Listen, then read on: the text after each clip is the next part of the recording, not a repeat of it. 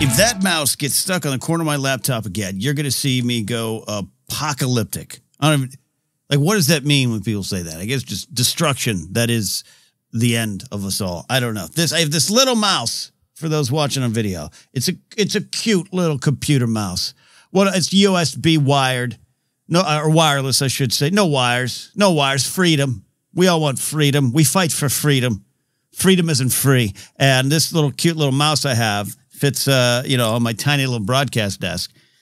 And last week, God, now I'm knocking other things over. Last week, I was trying to shut the show down, and I kept trying to move it forward, but I kept hitting the laptop. And so I knew I was on camera for all you lovelies.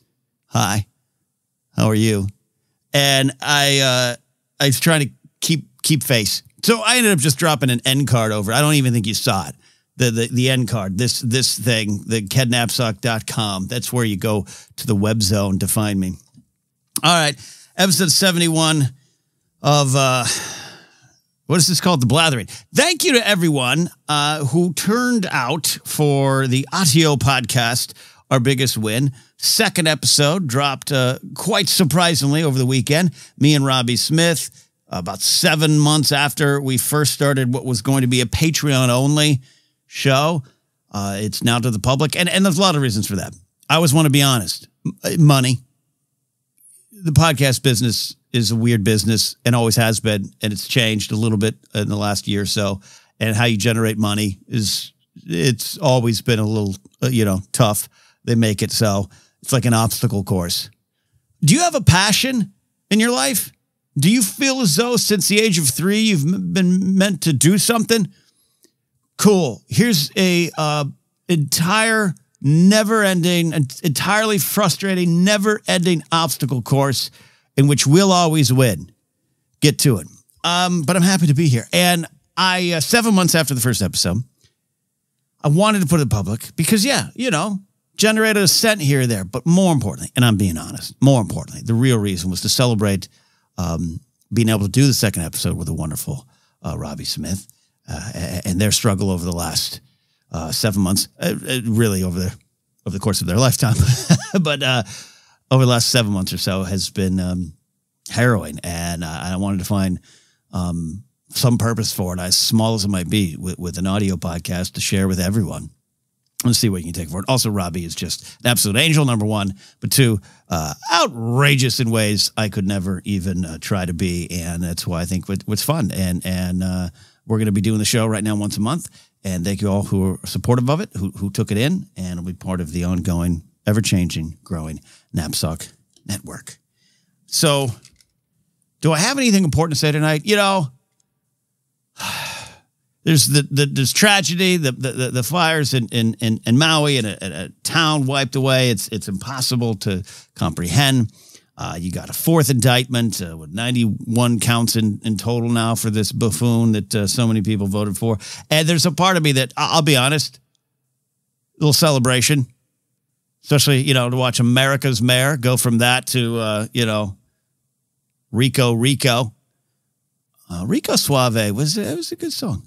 I had some celebratory text and conversations with friends. I'm not going to lie to you. But really, I am. It sounds like I'm being a bit of a party pooper or something, where it's like, it's a sad day. It's a sad day for a lot of reasons. Not just because, hey, we as a country elected this guy, or a lot of people tried to, or whatever, any of that. The division that man and his followers have been a part of. And do I point fingers at them? Yeah, I absolutely do. But I think now we are in a point where maybe this kind of stuff can move us forward in some way, where families can start to have conversations. Maybe it never gets talked about. I don't know. I'm not saying this is a moment of healing. Oh, we must have healing. I don't know if that will come, because I don't know what 2024's election will bring. I don't know what will continue to bring. But to watch this all play out, in a way that's not surprising to anyone who saw it coming, and saw it in this man's life for his entire career, once the curtain was pulled back, and some learned it early, some learned it in the 80s, some learned it in the 90s, 2000s. For me, it was around the election time. He was kind of a harmless buffoon to me, whose shows I watched, and I even bought some of his ties. I'll play the game, like, cool. You're fired. Loved it. Catchphrase city. Got it. And then, you know, at some point, you either get clued in or you don't. And that's the sad thing. So I do think it's a tragic thing. I'm not going to sit here, come on a podcast and celebrate it, at least in full. Rudy, different story. So there's that. There's all the things going on, this and that. And I'm thinking, in some weeks, I want to take it head on. And you know those weeks. You can see the look of my cold, dead eyes if you're watching. And even you can hear it in my voice.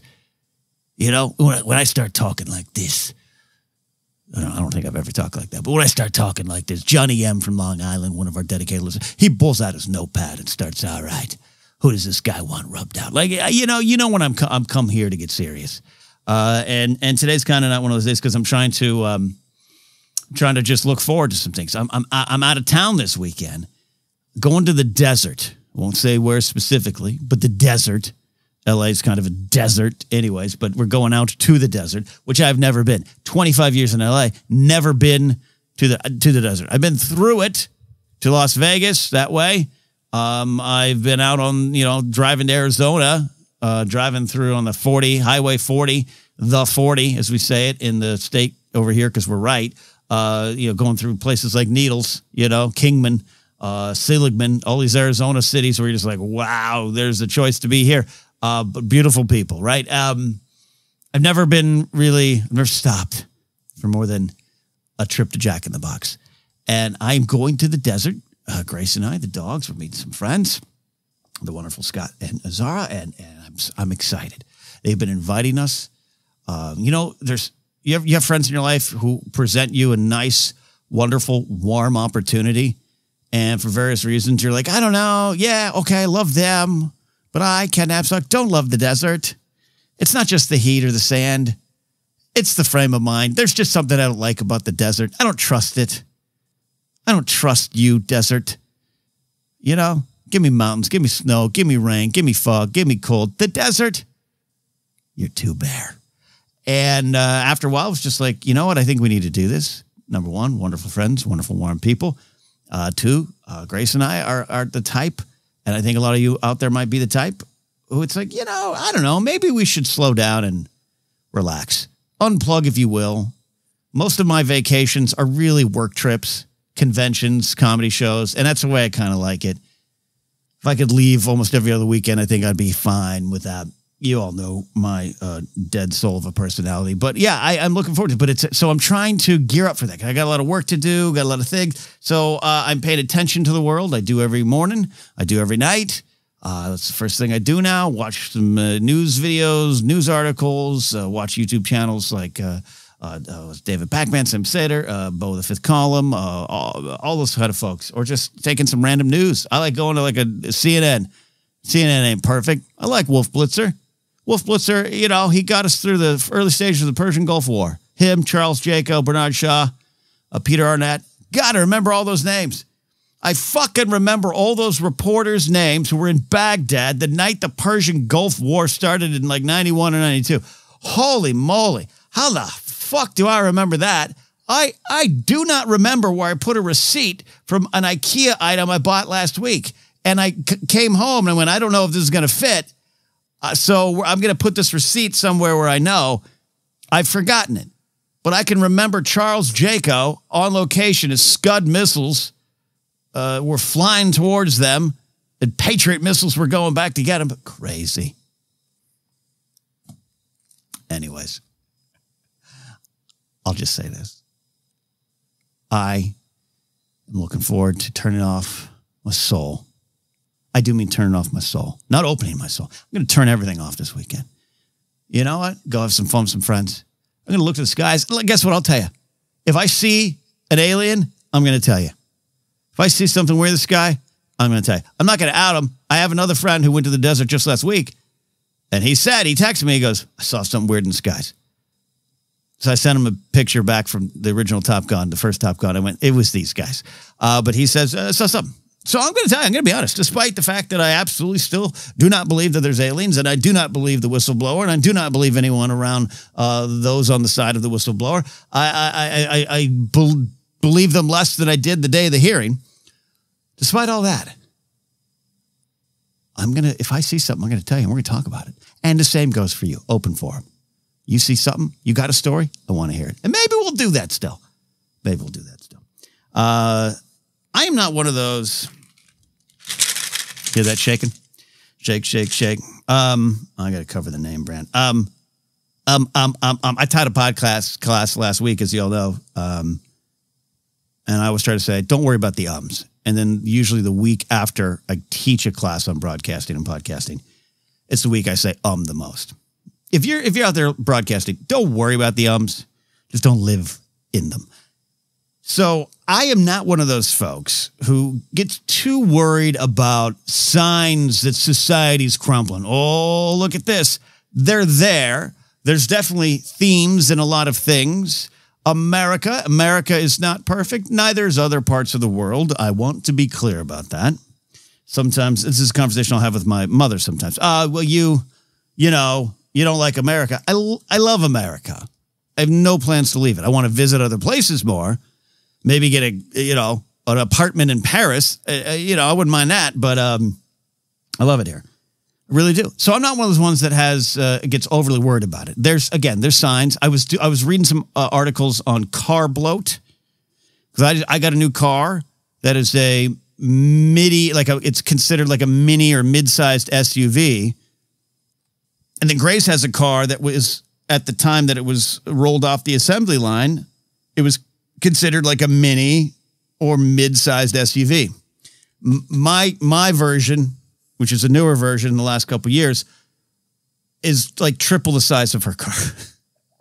It's insane. Her car now looks like a bumper car at some sort of, Iowa State Fair where Ron DeSantis' people will make sure all the fair customers and patrons wait in line while he and his kid ride around by themselves. Her car looks like that compared to mine. So I stumbled on the thing about car bloat, and it's such an American thing, right?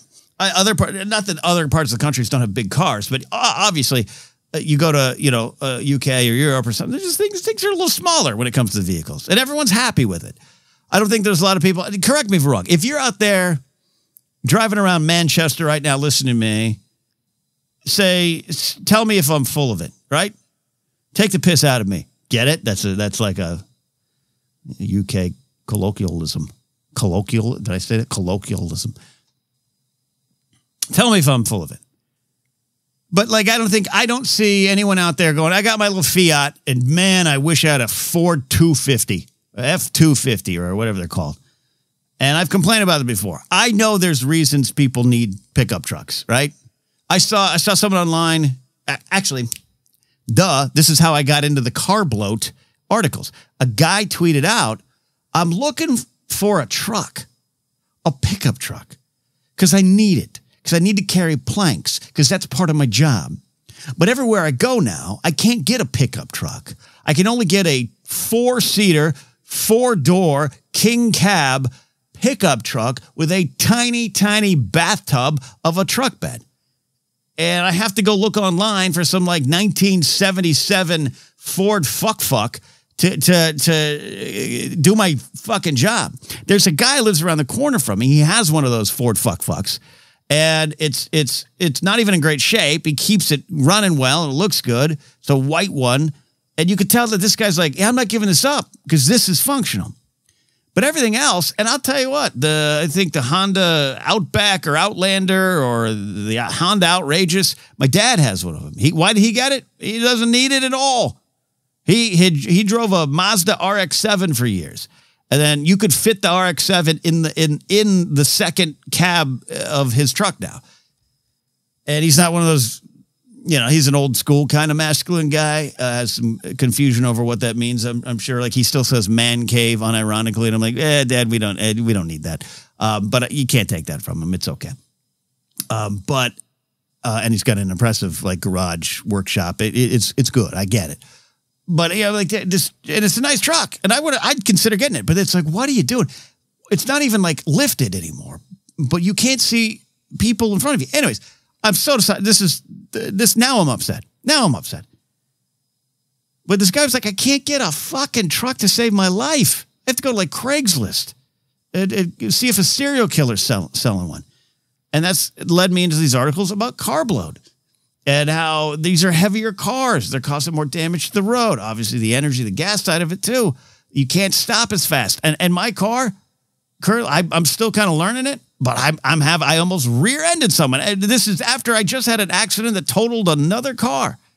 Almost rear-ended someone, but I was watching. I was like, oh, we're gonna stay. Here we go. We're stopping. I'm gonna press the brakes. Here we go. Ah, son of a goddamn My car didn't want it. Too heavy, and it's a mini SUV or a mid-sized SUV.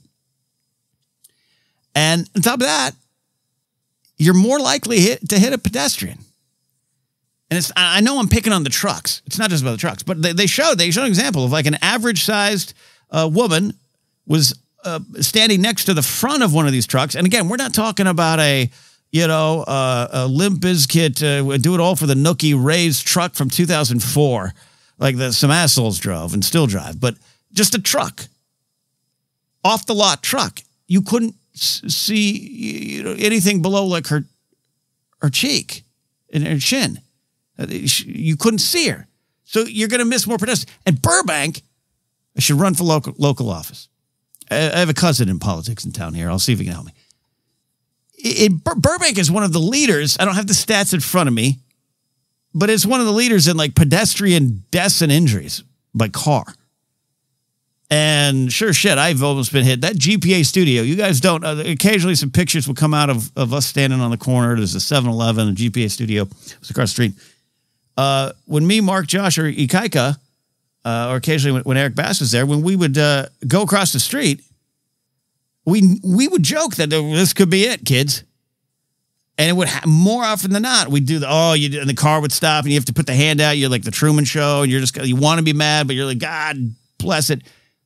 And I feel for the internet today guys have that office now, Ricky and Elliot. I hope they are having a little bit more luck on crossing that road.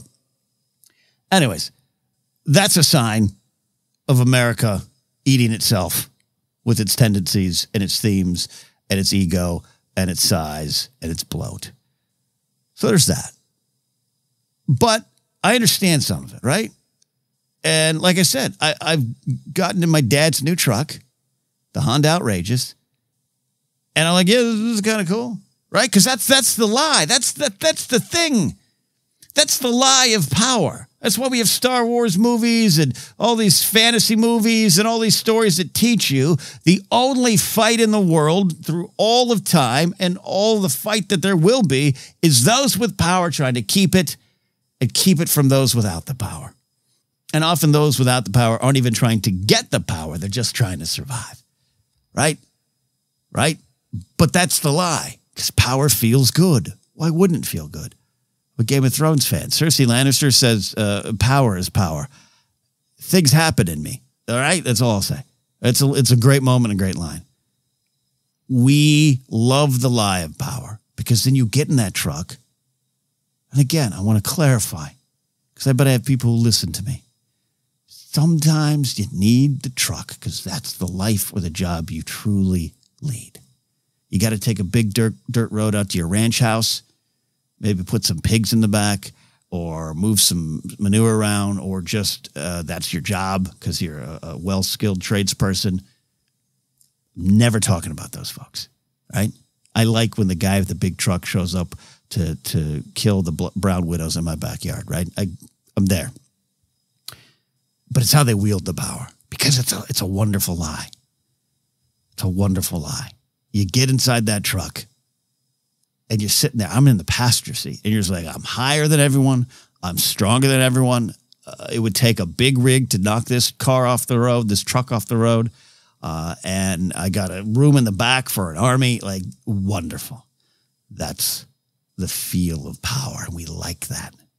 I'm not saying the rest of the world doesn't, because power is a problem everywhere.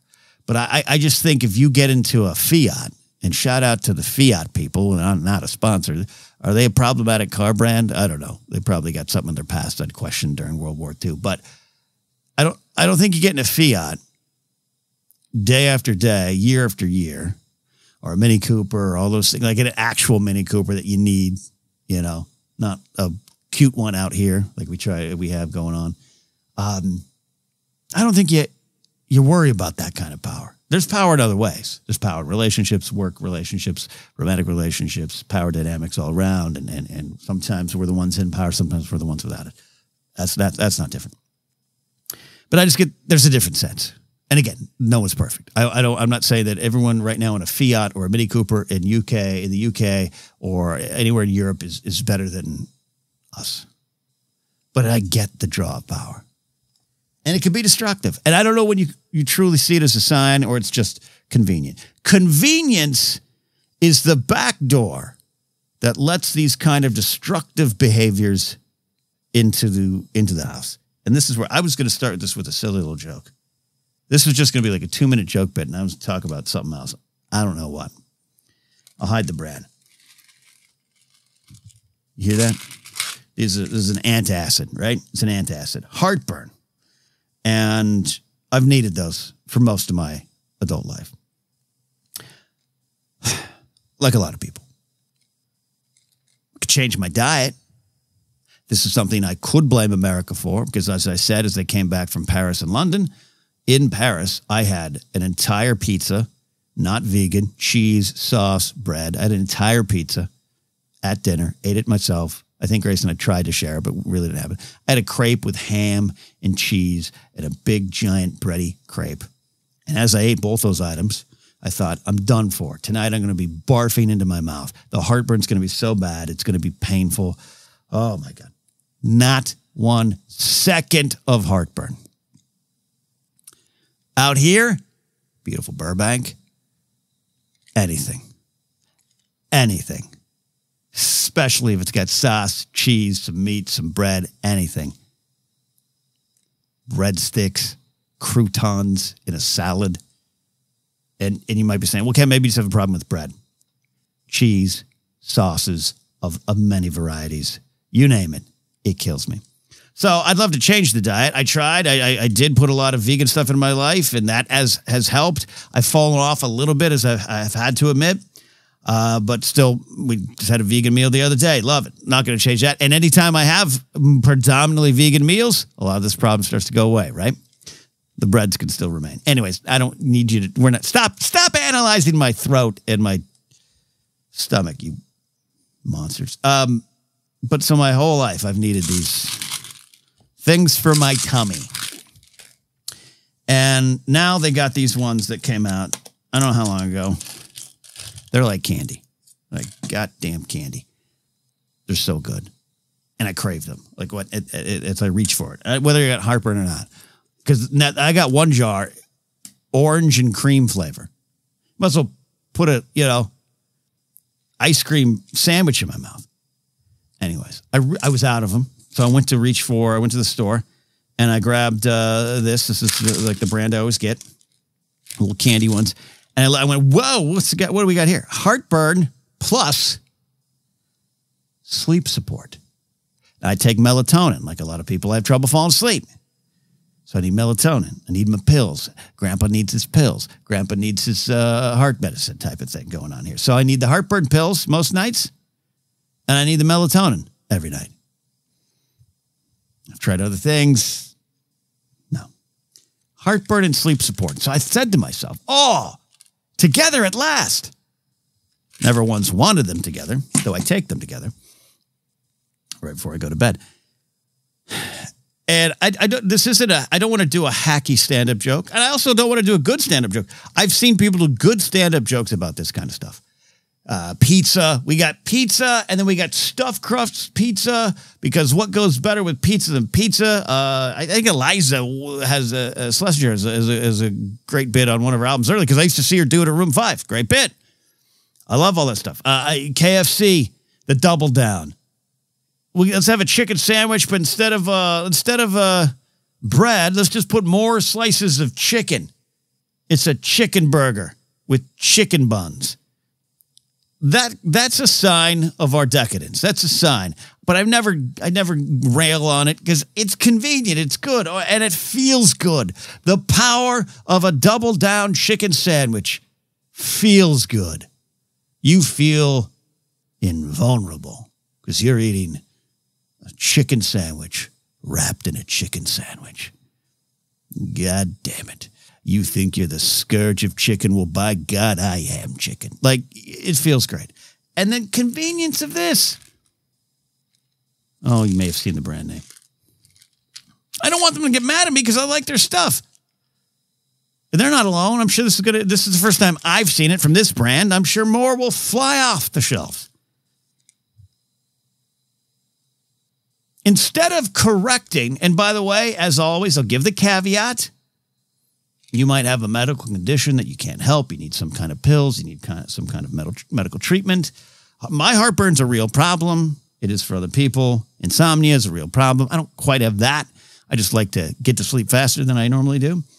So I don't want anyone ever to think I'm using my words to diminish your journey. I mean that sincerely. I'm not being snarky or ironic. But in general, for the rest of us fucks,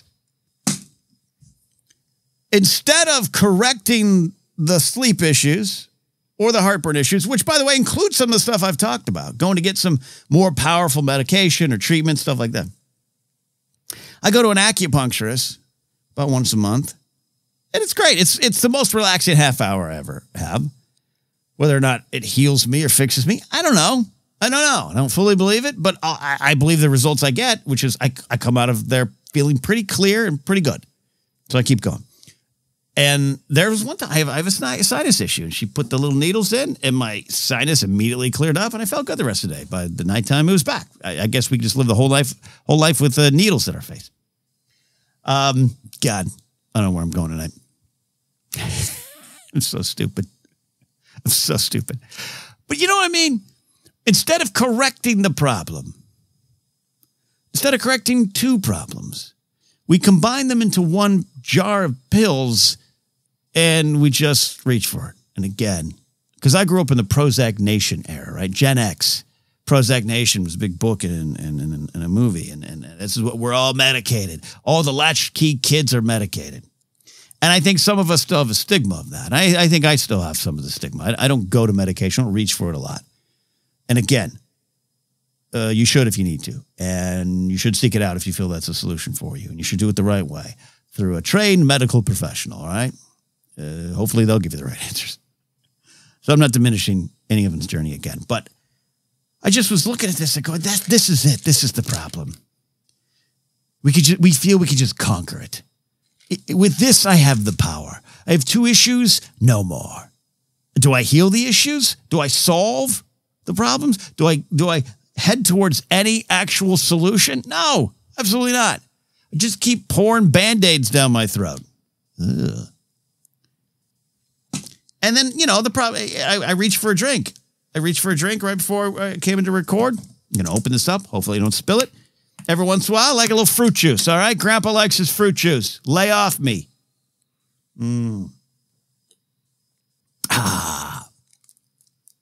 Ocean Spray. I like Ocean Spray. They can sponsor me. It's a cranberry, blueberry, acai drink. I almost spilled it over my laptop. And that's how you say it, acai, right? So I like that. That's a good combo for me. Big fan of the blueberry. I like what the blueberry does. I like cranberry. Usually when it's mixed with something else, but I like a cranberry juice too. Big fan of the blueberry. Acai, could give or take, but it's a hipster flavor, so I'll go with it. But this packaging also says, it's not just cranberry, blueberry, acai, you fuck. It's immunity plus, it's immune plus Y. Oh my God, I don't even know what that means. That's bad English grammar. And this also contains zinc and vitamin C and E. And not in the way that it's like, well, this is fruit juice, so it's mostly from concentrate, but what's real in there might provide you some of these vitamins. No, it's being advertised as, you got cranberry, you got blueberry, you got acai. We also going to give you zinc so you can boost your immunity plus Y. Immunity plus Y. I don't know. Why not just say immunity? I don't know. Maybe is the word immunity copywritten? And plus you get some C and E in there. A lot of stuff going on here. And I don't think this is a sign of America's collapse or society's collapse in general. I think it's convenience. I'm okay with it. I bought this. I liked it. This is the last one of a 6-pack. Guess what? Daddy's going to buy some more. You should buy some too. Ocean spray. Heal yourself while you also fulfill yourself. Do it. But I just do think it's a certain kind of bloat. It's a certain kind of bloat that makes us feel good. It makes us feel like we're in control. It makes us feel like we have power. Unlimited power. And often that power is a lie. Stop lying to yourself and to your fruit juice. We're going to take a quick break. Be back for a little more after this.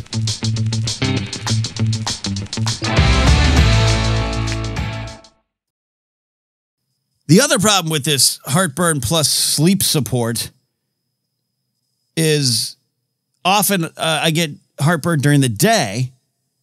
And so I ran out of heartburn pills and I replaced it with this because what a great idea. Together at last, heartburn and sleep support. Yay. And I realized the next day at about 2 p.m. I had heartburn and I was like, oh, let me go get the heartburn pills. Now I'll be asleep. Can't do that. Damn it. So now I have to go back to the store. And get some regular. Now I'm going to have 2 jars of various heartburn pills. Day parts, if you will. Why are we here? Not this podcast. Why are we here? I've been having those conversations with friends a lot. And we'll never know the answer. Often, and I said this years ago, I did a series of episodes when I knew Collider was collapsing. It wasn't public yet. We knew that there was very little chance that Collider was going to survive as it was. This is in late 2017 into 2018. And I'd kind of always been prepared for that.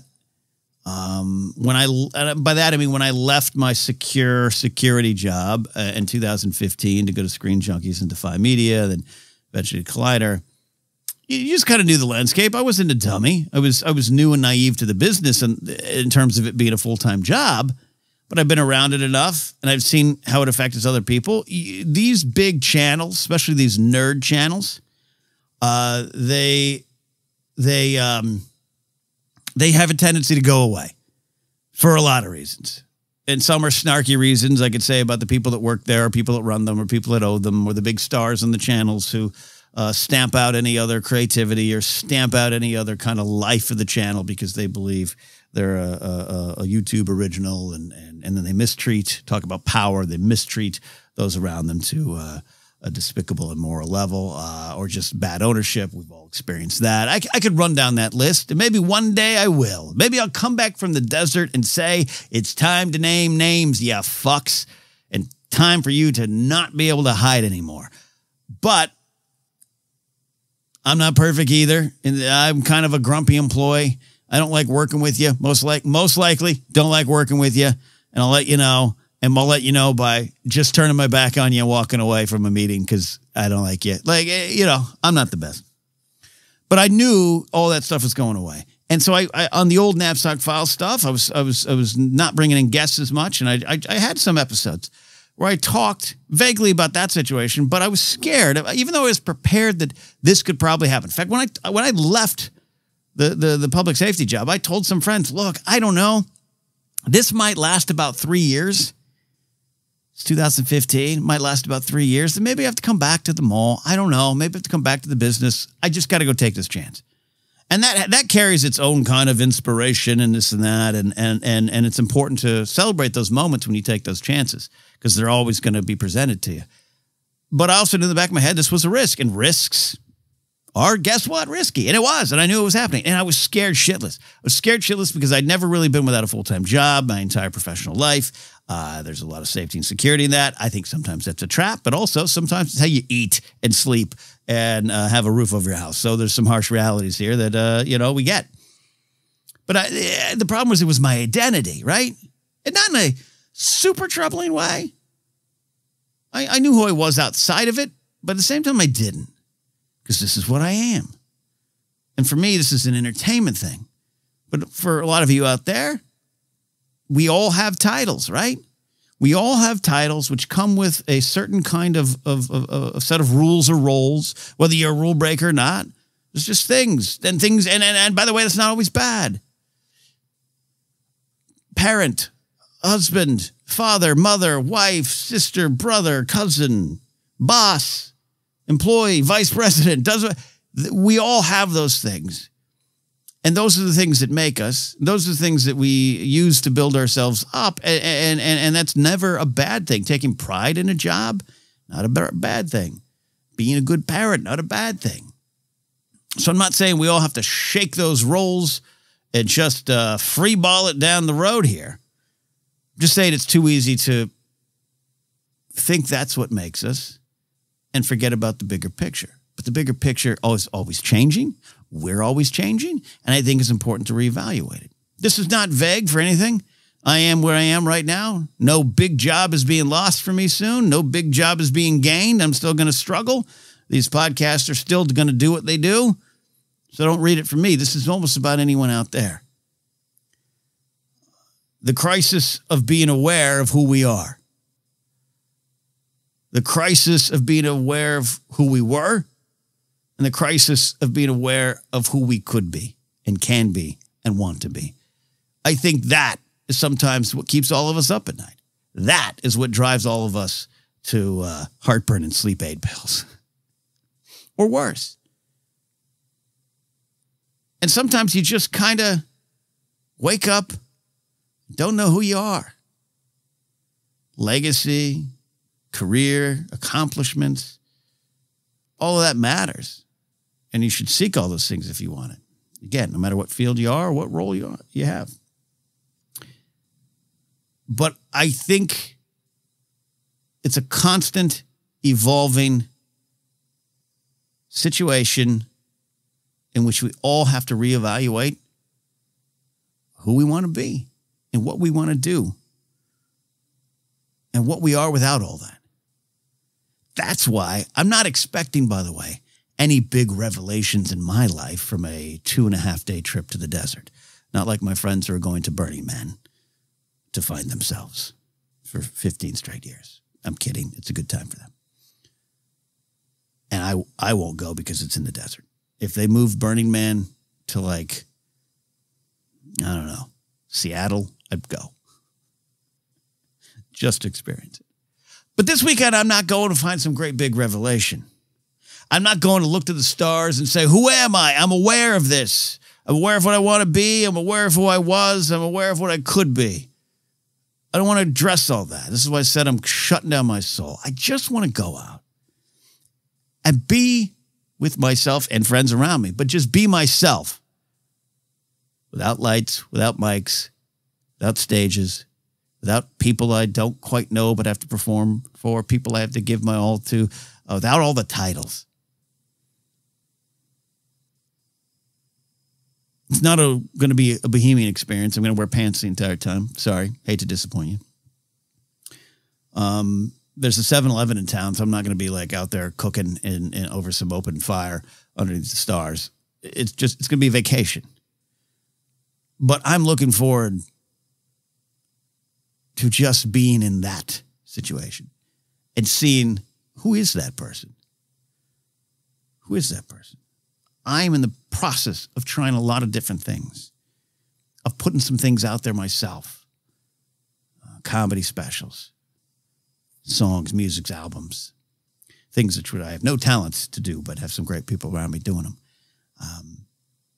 As you all know, if you've listened and stayed with me, and you all said some really wonderful things, some wonderful messages, as you've heard some of the, I don't know, doubt in my voice over some of my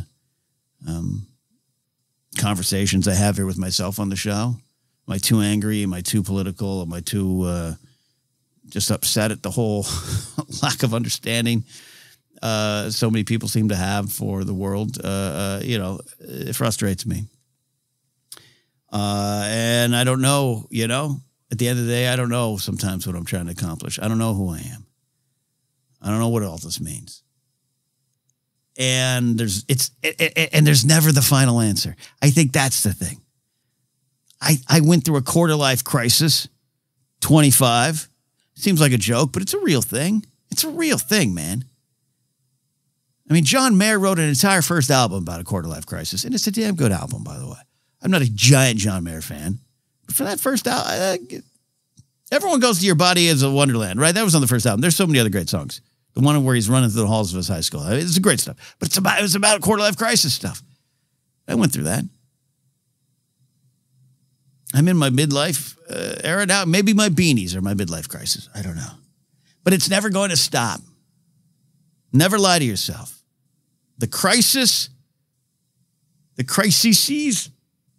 will never truly end. Just this current one.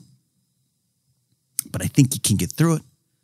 And I think it's just a constant battle. Trying to understand who you are right now.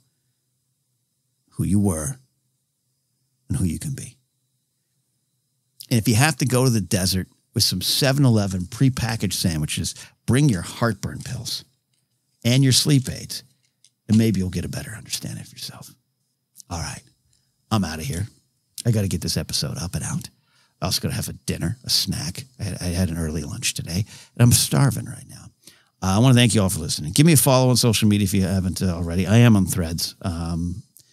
I'm on Threads if you want to follow me. I'm still on X. I'm still on all the places.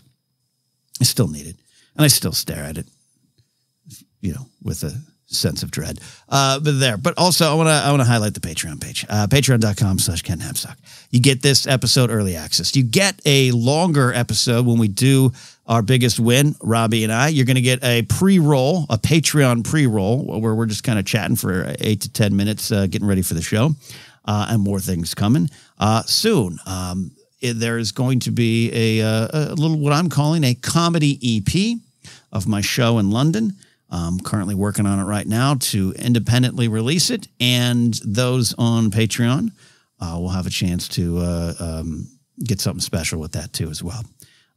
Working out the details of that. So that's one thing. And if you want to support even at a higher level, the $20 tier or higher, it's a merch level.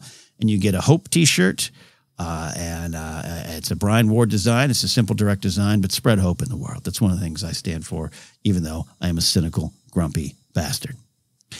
That's some of the ways you can support me, but also just listening. That's the best way, and I really, really mean that. Thank you all. We'll see you next time here on The Blathering. Hey, I didn't get too angry tonight. Just at the trucks, huh? Yeah, all right. Next time we'll get more angry.